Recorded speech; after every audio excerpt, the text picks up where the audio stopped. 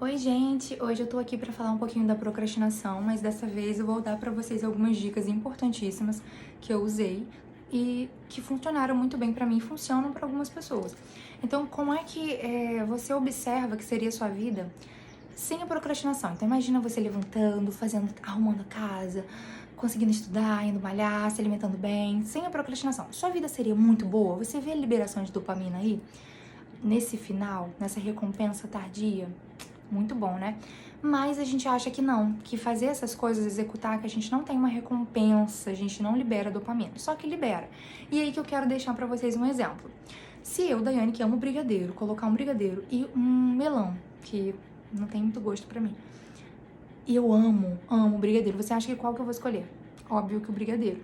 Os dois liberam dopamina? Sim, os dois, sim.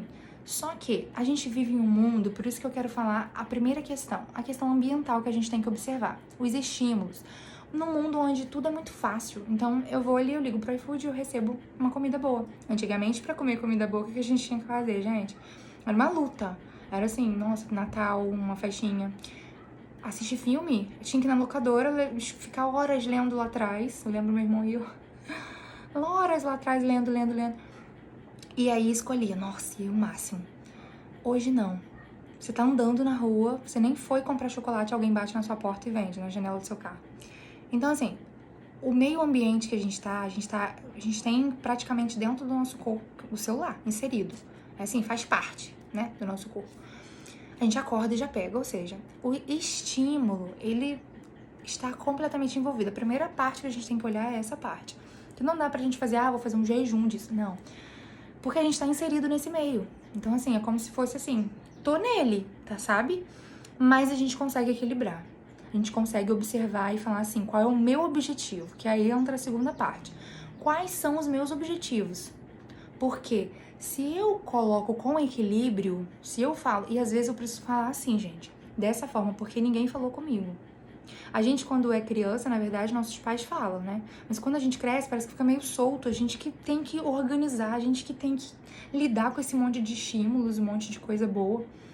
E a gente fica perdido, porque a gente fala, nossa, mas você sabia que fizeram uma pesquisa e colocaram algumas pessoas dentro de um quarto sem nada e um botãozinho que dava choque.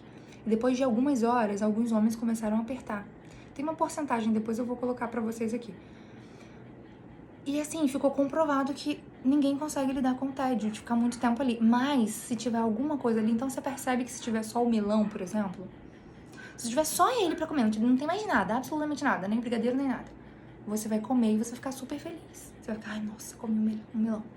Então, assim, essa primeira parte, os estímulos. A segunda parte, importantíssima, é essa dos objetivos. Então, tá, pra que eu vou malhar?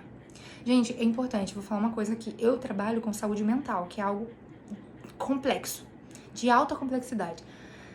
É difícil, mas se a pessoa ela não faz o básico, então, por exemplo, de se cuidar, de malhar, né? Malhar, fazer qualquer atividade física, em casa, qualquer lugar, se ela não se alimenta bem, se ela não tem um sono de qualidade, fica difícil ela chegar nessa parte mais complexa, que é a parte da mente. Então a gente precisa falar, tá, mas eu não consigo, que é aí que a gente chega nas crenças. Então você não consegue ou você acredita fielmente, você bateu o martelo que você não consegue. Porque para os outros a gente consegue, como eu já disse antes. Mas aí, essa entra uma parte que a gente já percebe que, olha, realmente não dá, não consigo, eu preciso de ajuda. Aí a gente vai buscar ajuda. Mas se você fizer e seguir esses passos que eu tô te falando, já vai adiantar, assim, nossa, muita coisa na sua vida.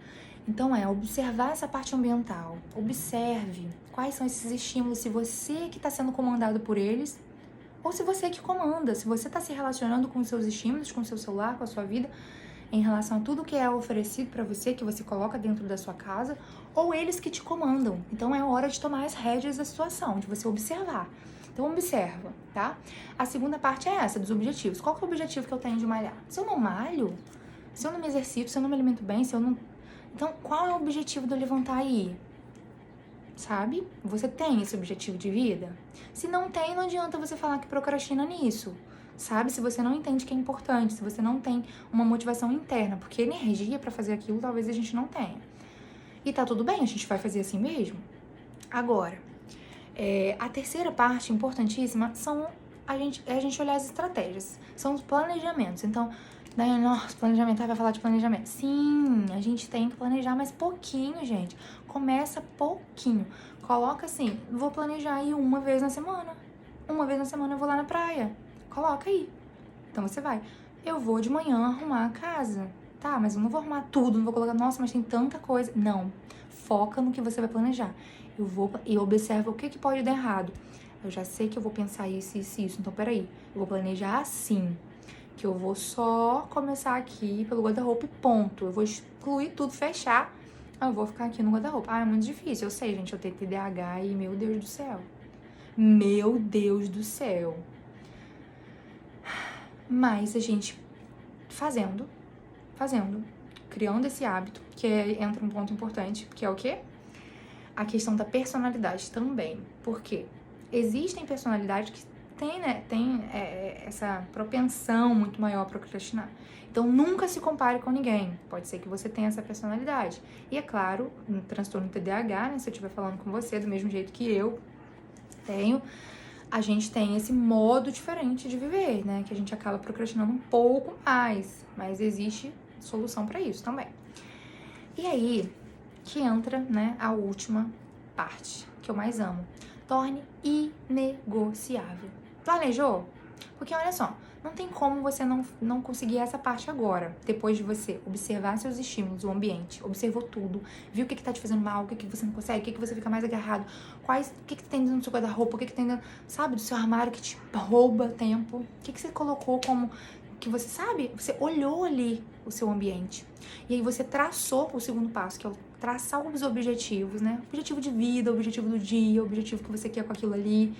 Quando você tem clareza disso, é isso, é isso, é isso, é isso. Depois você entra no terceiro passo, que eu te falei, que é o planejamento. Depois você planeja, eu já sei que isso, bum, planejou, vai pro último passo, que é inegociável. O que tá ali é inegociável.